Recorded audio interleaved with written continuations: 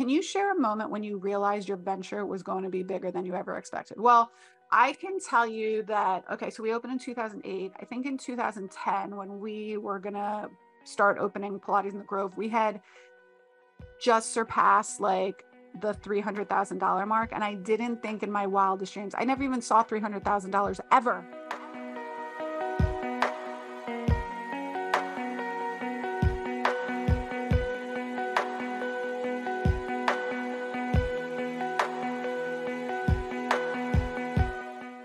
Hey there, everyone.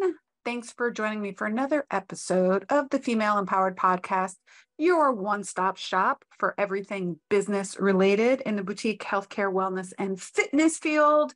I'm your host, Krista Gurka, and today's episode is basically, it was an Ask Me Anything episode. So I reached out. A lot of people have asked me questions in the past, like, how did you get to where you are today? Or people either one, don't know how successful Pilates in the Grove is. Some people that know me personally, and then other times, people are really shocked. They think maybe I had a big investors or something like that. And I just kind of wanted to answer some questions, some burning questions that a lot of business owners ask or are curious about.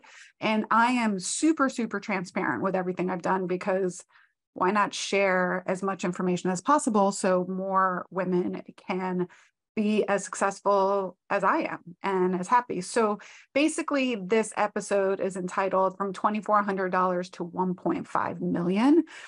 And it's going to talk about my journey to seven figures. And what I did was I reached out to a lot of the women that are in our mentorship programs now, and also through Facebook and Instagram, and asked people, like, what were your burning questions about someone who started their own business and then grew to seven figures. And so I'm going to be reading a little bit, only because I'm going to be reading some of the questions that people asked me. All right. So we are going to start off. This was actually a really funny question, I thought. So the first question was, if you had to describe your journey from a $2,400 investment to a seven-figure business using a movie title, what would it be?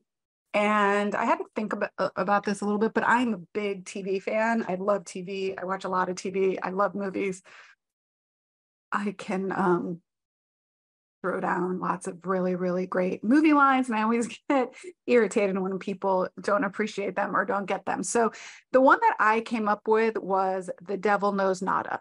So the truth is, when I started my business, I did not know anything about business. And I mean anything. I didn't know what an operating agreement was. I didn't. And by the way, if you don't know what an operating agreement was, I didn't know either. It's basically a contract between partners to make sure that everything is ironed out as to how you're going to run the company. I didn't know what brick and mortar meant.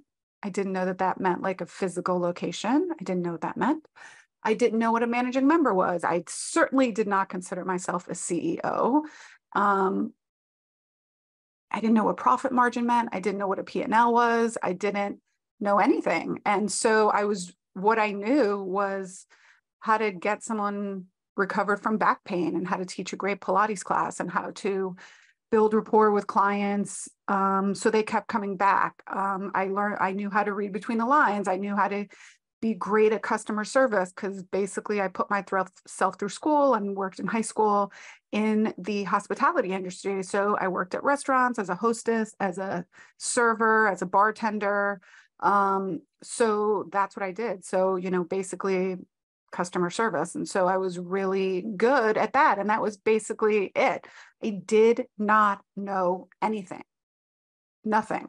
And I didn't have I didn't have a role model to look up to, at least none that I knew of. I never had entrepreneurship modeled for me in my family. My mom was an immigrant from Cuba in 1960 something.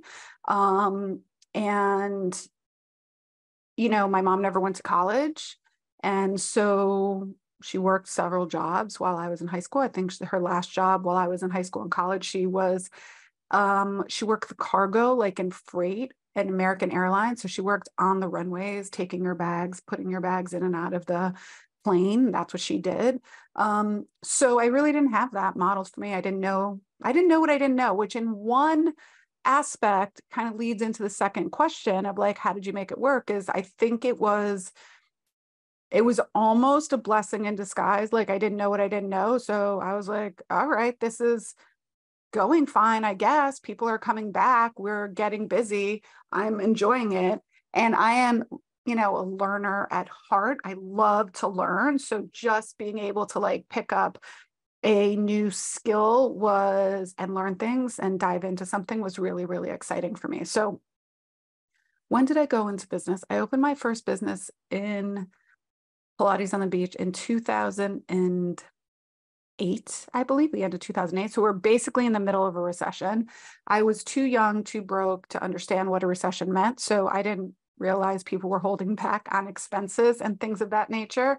So I was kind of ignorant to that.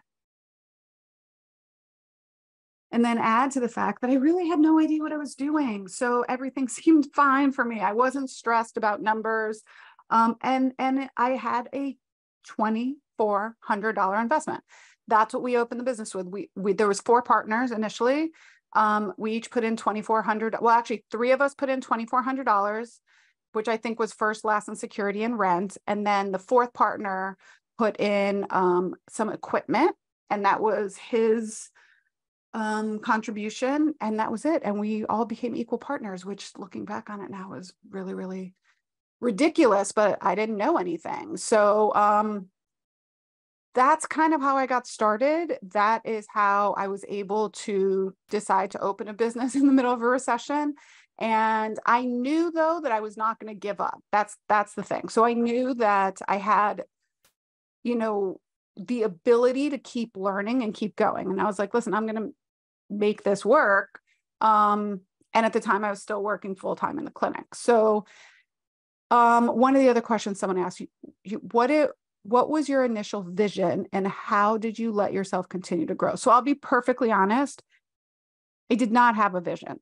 My vision was I was going to stay working at the PT clinic. I was a director of education there. I was the clinic director. And I thought this would be like a little side hustle for a period of time, build something in the community. And that's what I thought. That was my vision. Okay. I thought at the time that we opened, if we could hit 6 figures in revenue, that would be awesome. I would make an additional, I don't know, $10,000 a year, and we'd have a good place to go to Pilates. That's what my vision was when I initially started my business. I had no vision of growing. I had no vision at all. I didn't even know it was available to me to reach 7 figures. So that was my vision. And it just, everything in the business grew organically. And by organically, we mean like naturally. I didn't have any investors. Initially I did have partners. Everything I learned at that time, I learned from like a Google search bar, because there were no real mentors. There were no real mentorship programs out there yet. All of the continuing education and Pilates and physical therapy was all about how to be a better clinician. There was no one that looked like me that I could look up to and say, oh, there's a female without an MBA, without a business degree, without a venture money, without coming from big corporate, who also has children, who's doing what I'm doing. So, or if there were, I didn't know who they were. Again, because I didn't really know that much. So so it just grew little by little by little. It just kind of like, we outgrew the initial space we were in. We had to move to a larger space. We moved to a larger space. It was going really, really well. I eventually decided to leave my clinic full time and do that. And that's when I started saying, when I left my clinic, I was like, okay, maybe people will pay me cash to do physical therapy here. And I think I was charging $90. Okay, $90 for cash-based PT. And at the time I was like, no one's going to pay cash. But anyways, that's how it happened. I was a really good therapist. People really enjoyed coming to see me. I was like, I'm not at the clinic anymore. And they're like, we'll come see you. So that's how I grew my clientele, and that's how we grew the studio, and that's how we grew, classes and things like that. So it's kind of how it started. Here's another question somebody asked: the tough transition and make or break moments that you had and how you went through making these decisions. What mistakes did you make that were a blessing in disguise? And which mistakes did you make that you wish you didn't have to learn the hard way? Ooh, that is an amazing question. So let me answer the first question first, the tough transition and make or break moment. So there was a period of time, I will say, when we opened Pilates in the Grove. So Pilates in the Grove we opened in 2010. So 2 years after we opened Pilates on the beach. And at that time, I was already having some issues with my partners. And I kind of wanted to do Pilates in the Grove all by myself. And there was nothing in our operating agreement there was no non-compete, there was no exclusivity, there was nothing like that. So I really wanted to do that one on my own. And my thought process was I was eventually move away from Pilates on the beach. And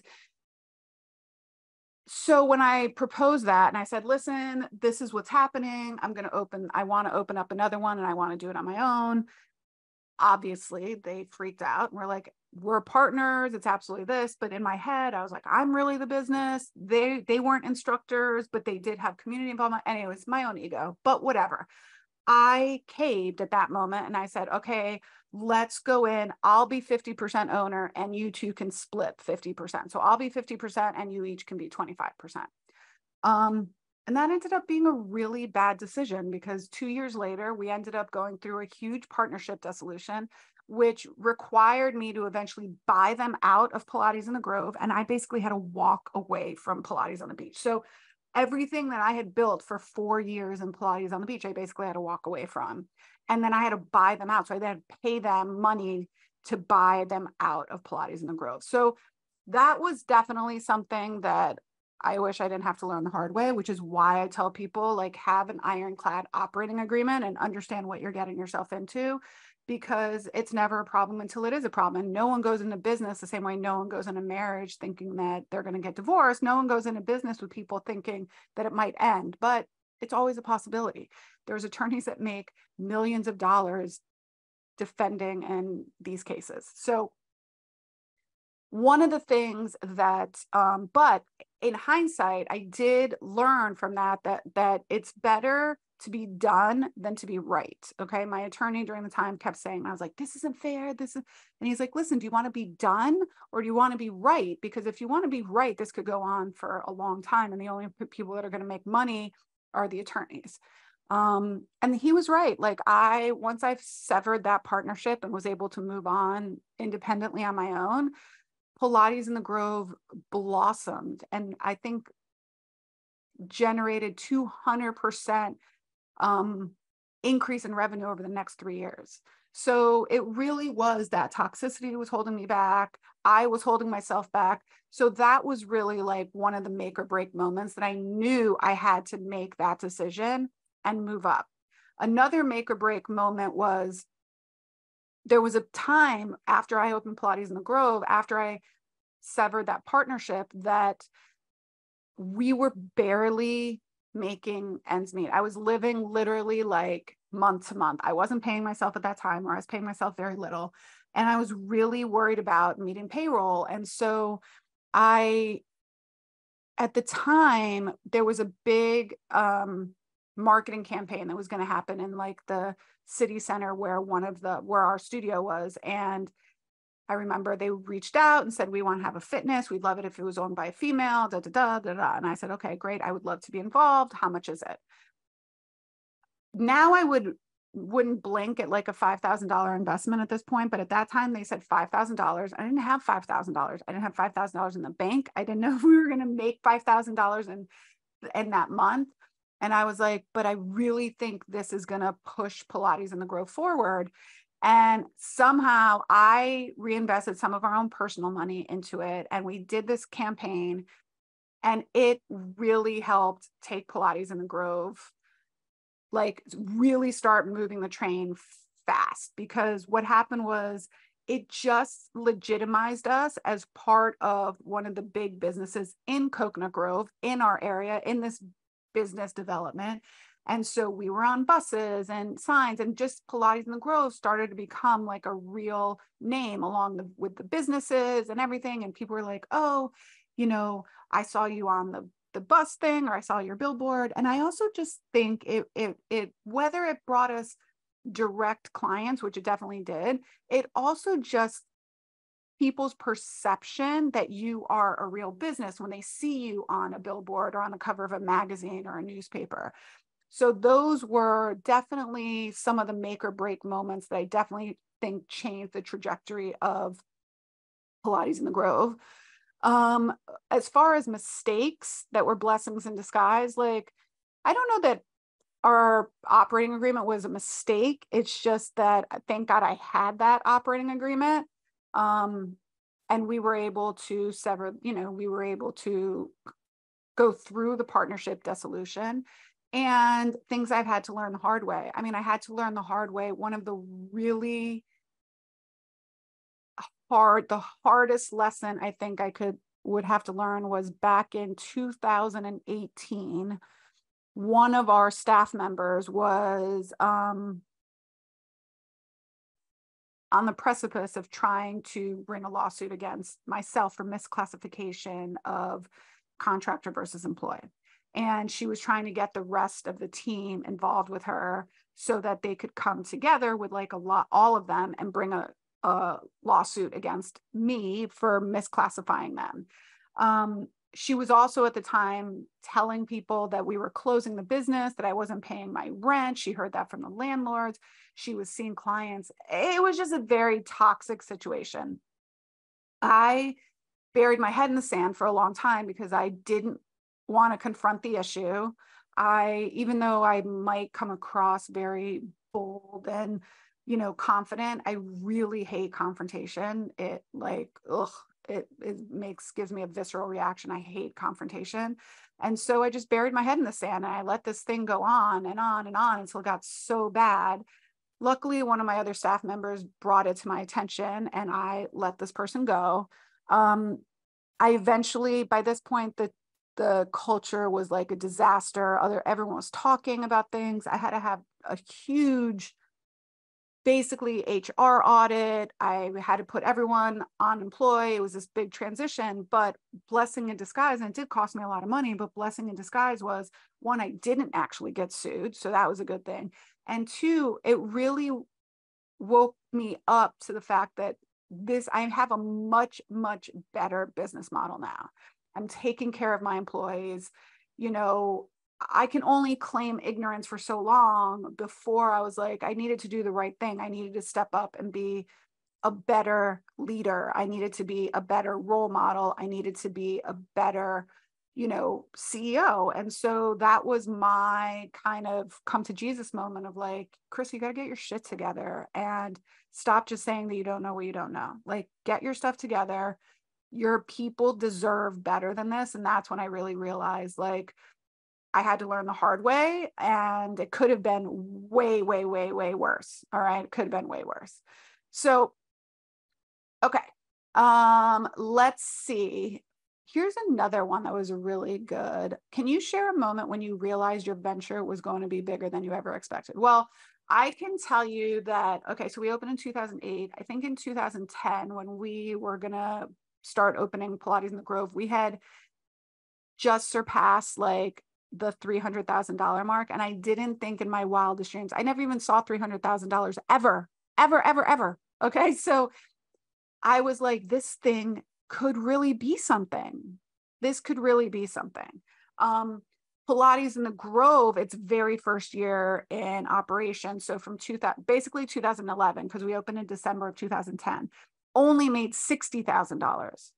And so I was like, oh my God, are we going backwards? 2012, I think we made $120,000. At this point, I'm going through my partnership dissolution. I had to sell off a portion of I had to buy them out, which wasn't great. But by 2014, we were back up to generating over $500,000 in revenue. Okay. And in 2016, we passed the 7-figure mark. And I was like, I cannot believe this is happening. I cannot believe it's happening. I cannot believe it's happening. So we basically grew, we like doubled our revenue year over year for the first couple of years.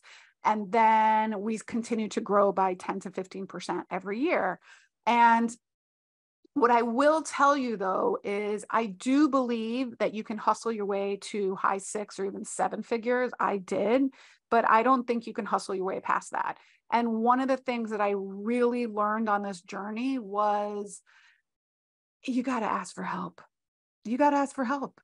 An online business could possibly get to 7 figures by themselves, or maybe with a small team, a part-time team. But a brick and mortar service-based business is really hard to get to 7 figures when you're selling services classes at like $25, $30 and you have overhead to pay. I mean, I was doing everything. I was returning emails. I was answering the phones. I was teaching classes. I was cleaning the toilets. I was doing PT. I was doing the bookkeeping. I was in charge of marketing. We didn't really have social media that much back then, so I'm not going to say I was in charge of that. But yes, for the most part, that for business growth, doing the time off policies, payroll, all of that. It was insane. Okay. I was a raving lunatic. And I was miserable at home. I wasn't being a good mom. I wasn't being a good wife. I was certainly not being a good friend. All right. So it is important to recognize that asking for help is not weakness. It's not vulnerability. It's actually being brave and strong and saying, I'm at a point where I need to bring other people in and allow them to help me. I am a high achiever, just like most of you listening to this podcast. I am a perfectionist. And sometimes those tendencies get the best of me, where I can say, hey, I want to do this, but I don't have to do it myself, is where I am at now. And that's made all of the difference in how Pilates in the Grove has operated pretty much since 2019. So let's see. What are some of the biggest myths that your journey from Pilates instructor to 7-figure entrepreneur has debunked? Well, the biggest myth is that it can't be done, you know, or that people even to this day still sometimes say, like, how's your little hobby? I'm like, it's not a fucking hobby, dude.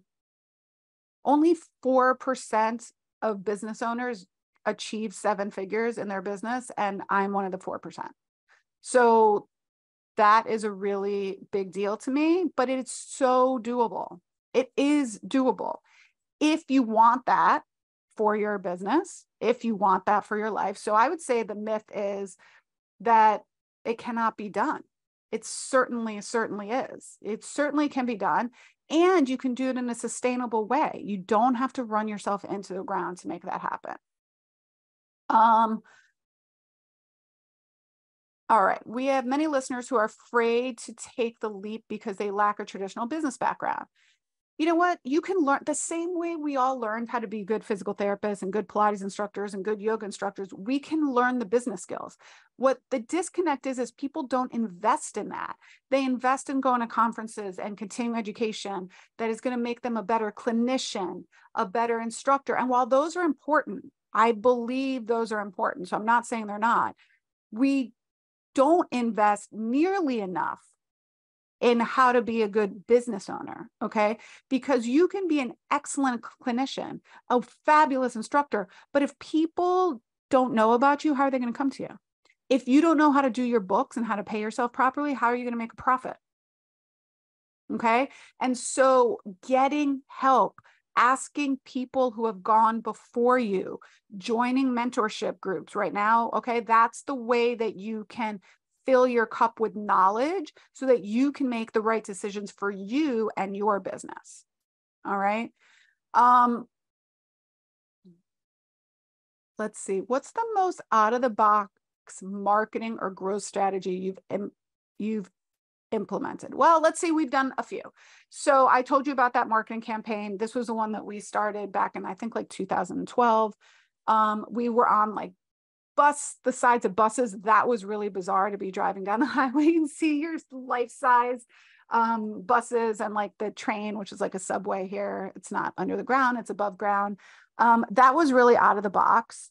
Other things we've done out of the box, I did a big PR thing for a while where I was reaching out to magazines and newspapers and just trying to get on as many media outlets as possible. It's actually easier than you think it is you don't need a PR agency. We were able to be on the cover of the paper here because of our relationship with the Miami Heat. We had a specialty class that was called Pilates for neurologic conditions. And we had a news channel come and do a piece on that. They were doing it was like Parkinson's Awareness Month or something. I have had some that bomb. Absolutely. I paid a marketing company $3,500 a month for 6 months. So you can do the math, and for some digital marketing, and it completely flopped. We did not get a single sale, not a single sale, not one. So yeah, I mean, and part of the reason I think it flopped was because I didn't know enough to be checking it on the back end. Like I didn't know enough to be like, we should have metrics by here. We should have a sale by here, which is why it's not just throwing spaghetti against the wall. It's a whole strategy that includes what your goal is, how you're going to follow up, how are you going to objectify if it's working or not. So there's been a lot of things certainly that have bombed. I did open a satellite studio that was open for like 3 months, and then that totally crashed. That was like a $25,000, $30,000 investment that totally bombed. I'm glad I actually pulled out before it went even longer. So that is definitely something that, you win some, you lose some. And one of the things I learned with everything that, that failed was like, oh, this is what I need to do better next time. Like actually know what the fuck I'm doing.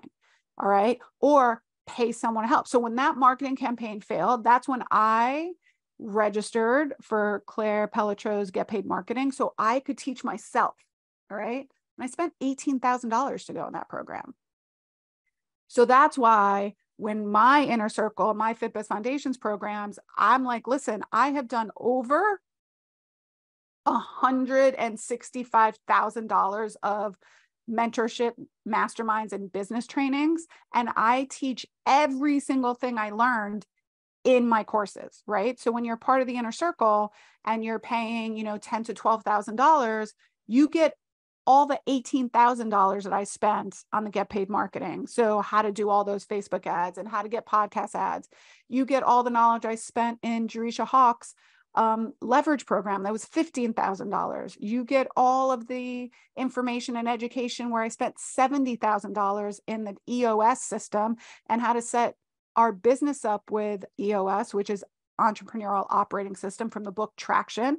So if you're looking for someone that knows how to implement that into the business, I'm your girl, right? So you're getting basically over $160,000 worth of trainings in a $10,000 program. All right. And so that's why I'm very confident in the value that we're providing, because I continue to learn and grow. And everything I learn, I share with the business owners, because I recognize that not everyone has $20,000 to throw down on a program. All right. So let's see. One of the last ones, this was a big question in the group. So can you talk about why on the earth I'm doing this and the moments that keep you going, and how things transition in your home life with husband and kids, how friendships change, how it can affect families from a financial standpoint, insane emotional highs and lows.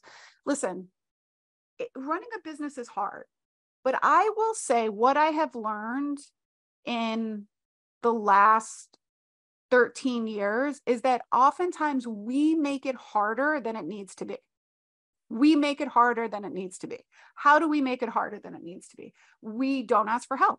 We try to do it all by ourselves, right? We don't ask for help at home. Okay. One of the biggest things that I used to think that I had to be a superwoman. And believe me, I'm not a good cook. I'm not like Holly Homemaker. But when my husband started traveling for work, I really started feeling guilty about like the laundry being left undone, or not cooking, ordering dinner out every night. And finally I was like, you know what?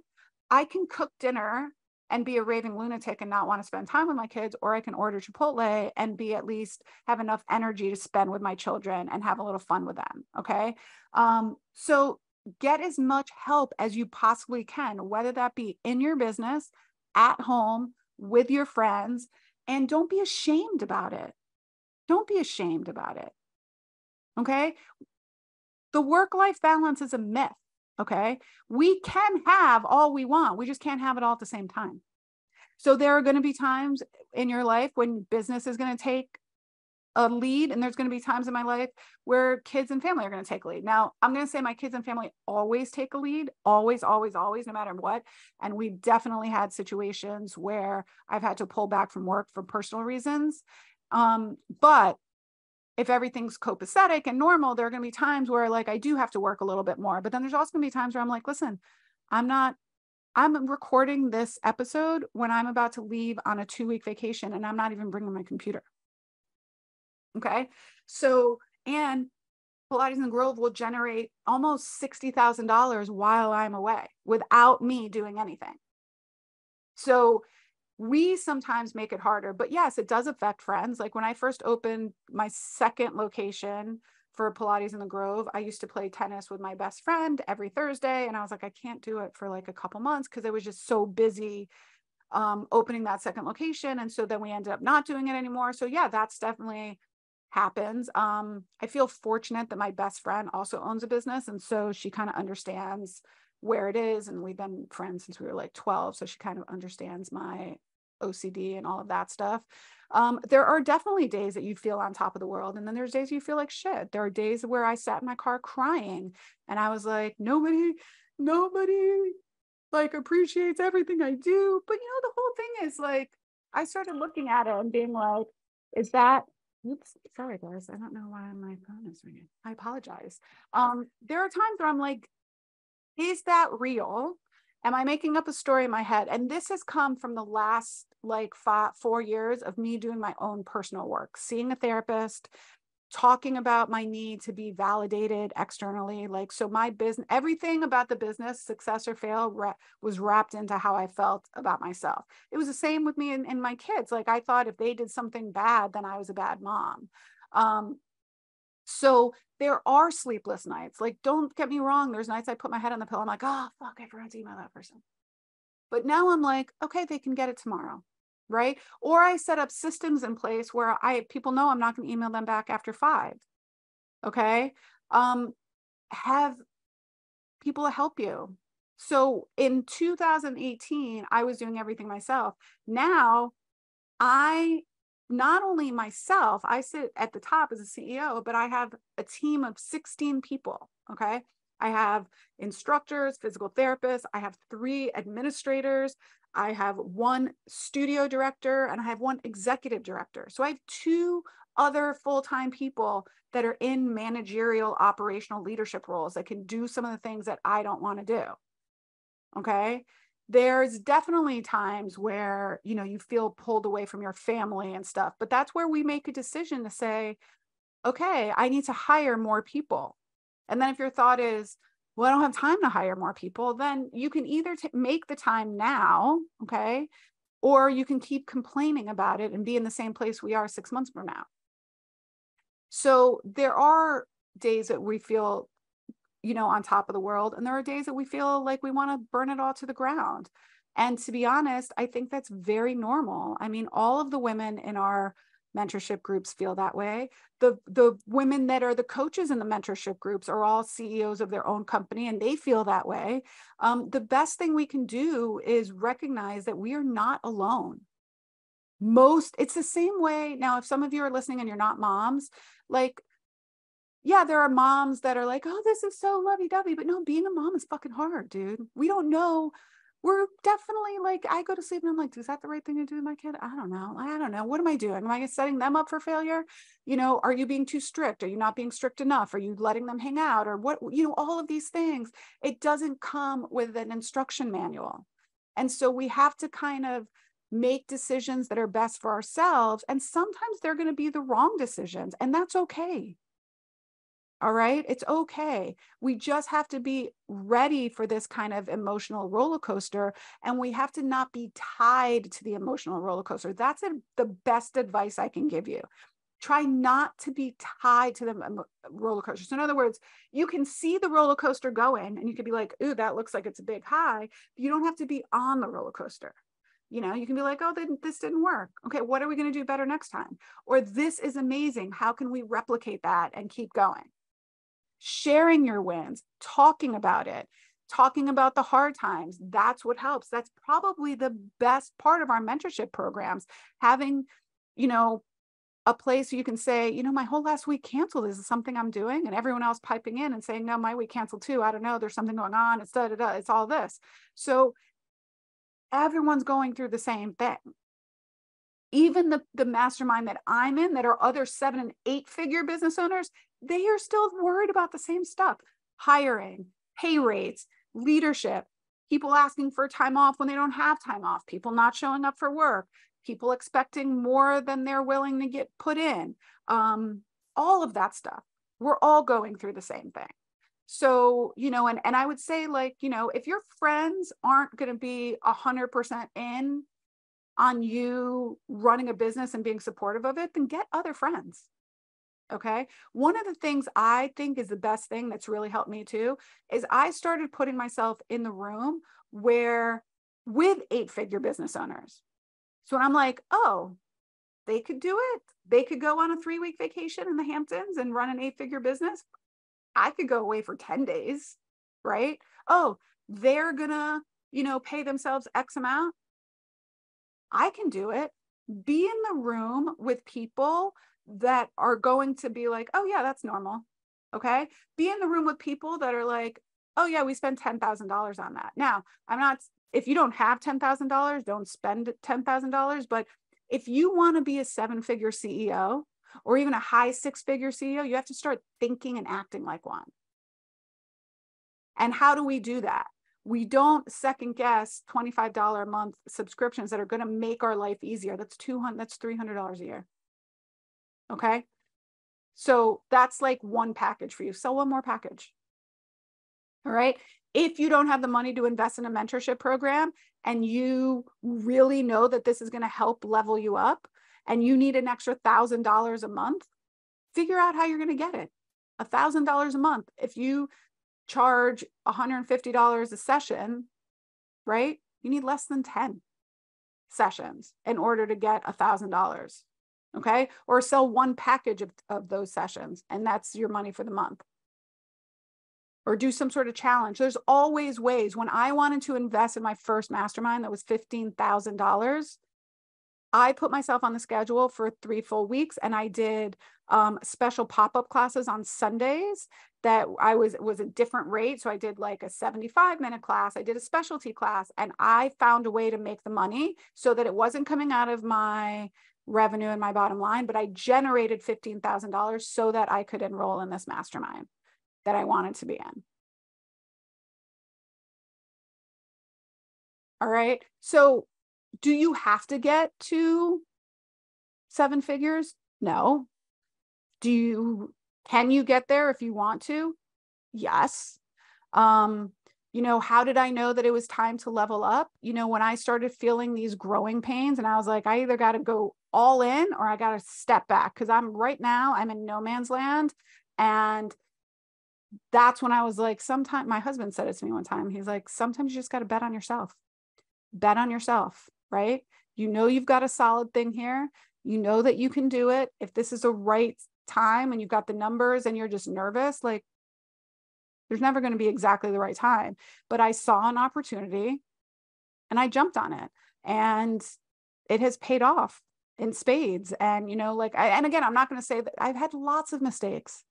I just told you about a, you know, 30, what was it, like an $18,000, $20,000 mistake hiring this marketing company that didn't pan out.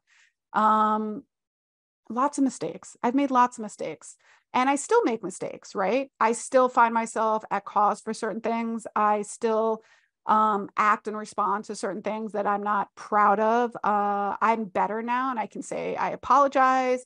But I am super transparent. I'm transparent with how much money we generate. I'm transparent with what our profit is. I'm transparent to my team. If they are asking for an increase, I'm very transparent as to why we can or cannot do it at this time. I'm transparent with people about how much I pay myself.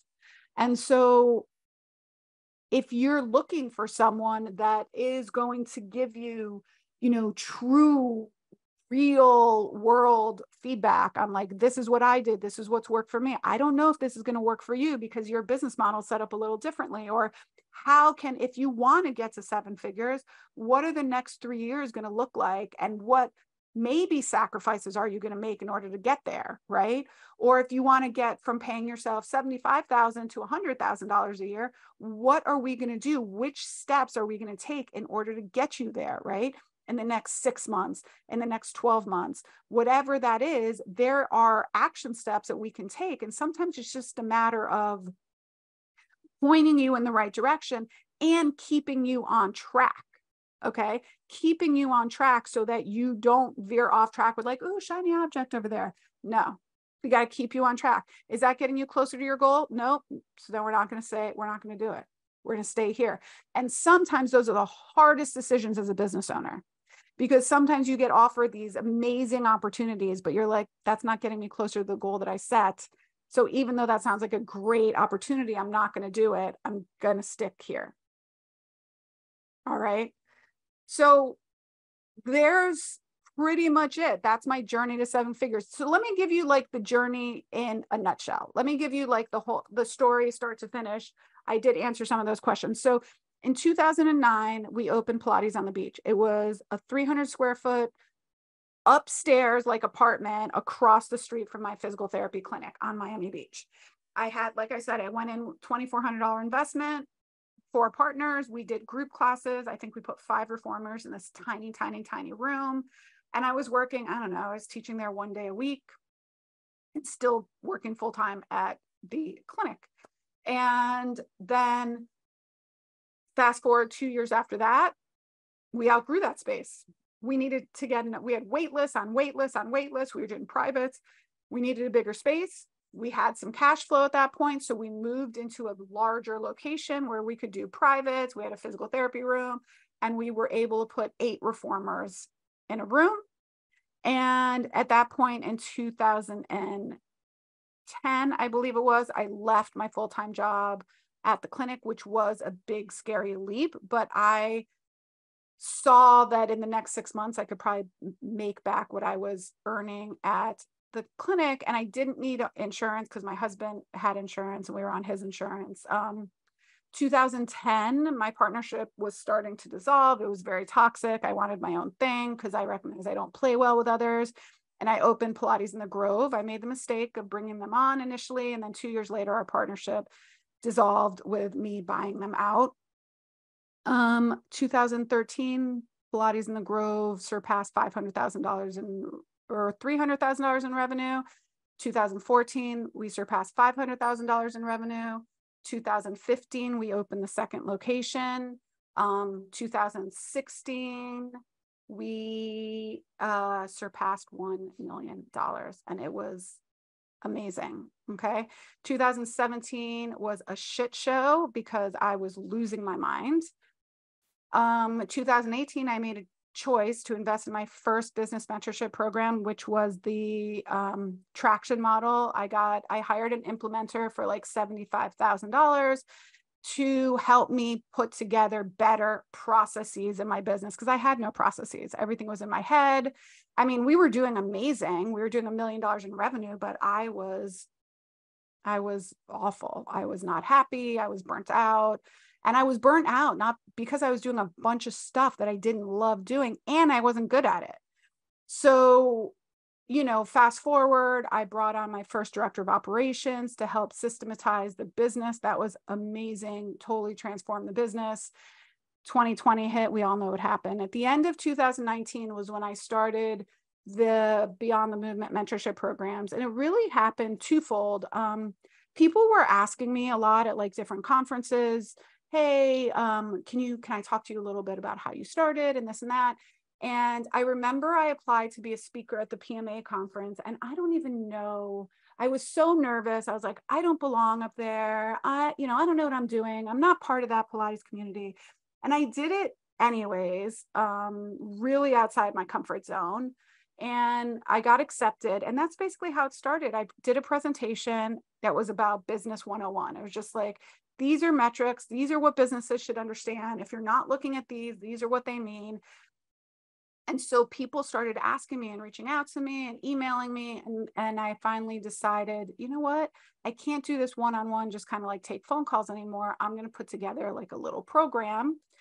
And in 2019, something was going on with one of my sons at school, and I made the decision to pull him out of school and homeschool him. And so the universe kind of forced my hand. And I'm like, this is the time I'm going to do this coaching stuff. I had 10 women sign up for my first program. That is what now is called FitBiz Foundations. And as Pilates in the Grove was growing, so did my mentorship programs. And we then separated it into 2 separate programs. FitBiz Foundations is for emerging business owners that want to get to their first 6 figures or have surpassed 6 figures, but want to systematize their business and start to put processes in place so that they can start doing less. And then the Inner Circle is the higher touch mastermind for women that have surpassed $200,000 in revenue and are starting to grow a team, so that as they continue to grow to 200,000, 300,000, 500,000, they are not doing anything else. Because I no longer want people to get to $500,000 doing all of the things. So I teach the women how to improve their processes, how to put them in place. So the process I use is called the 4S framework. Basically, we look at people's structure. What is your business model? What kind of staffing do you have? What kind of pay rates do you have? What kind of services do you offer? What is your pricing model? We look at your structure and we try to optimize that as best we can. Then we look at your systems. What systems do you have? Are they written out? Are they followed by everyone? Are they understood? Are people being held accountable? After we look at your systems and try to implement them, then we look at your strategy.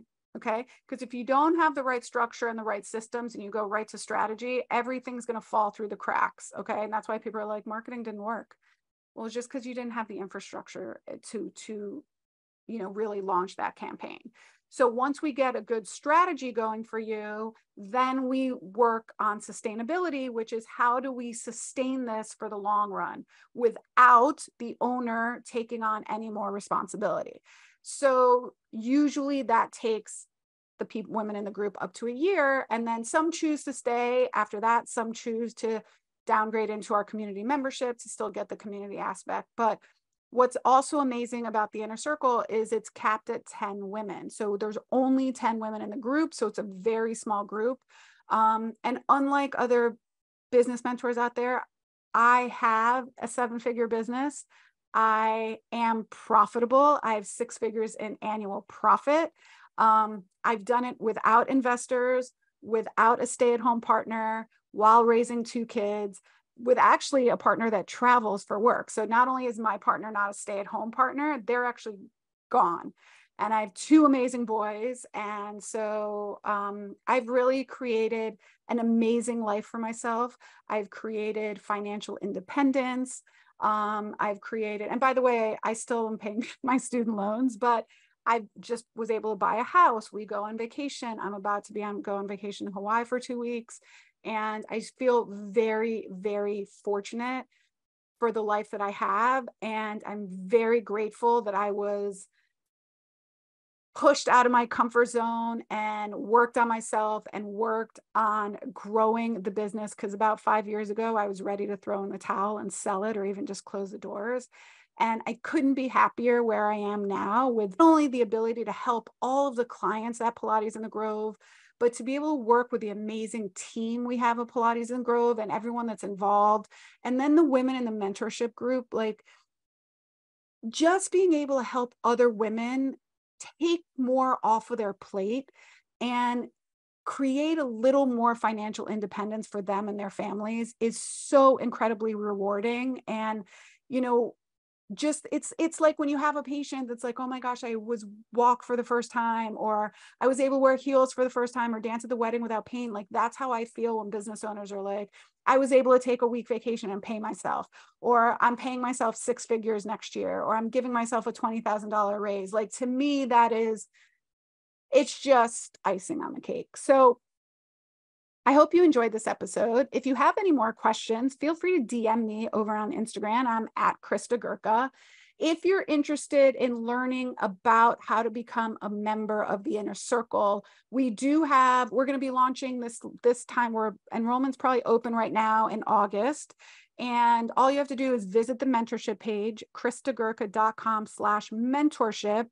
This is the last enrollment for 2023. Okay. We will not be reopening enrollment again until 2024. It is an application process. So you have to complete an application, which you'll find on that page, www.kristagurka.com/mentorship. And we have some really, really amazing coaches inside the group. Besides myself, that focuses mostly on strategy, we have our content and copywriting specialist, Latasha, who's the founder and CEO of Uncanny Content. We have our financial expert, Danielle Hayden, who's the founder and CEO of Kickstart Accounting, Inc. We have Sarah, who's the founder and CEO of Catch Creative Labs, who does all our graphics and virtual assistant, website design, and all of that. So all of these women are coaches within the Inner Circle and help the business owners in there with finances, with bookkeeping, with building out a website, with delegating to a virtual assistant. So it's not just me, it's a slew of other women that are helping each other, women supporting women. And that's what it's all about. And I know this is a really long episode, so I will stop talking now. And I hope you join me for another episode here at Female Empowered. And until next time, my friends, bye for now.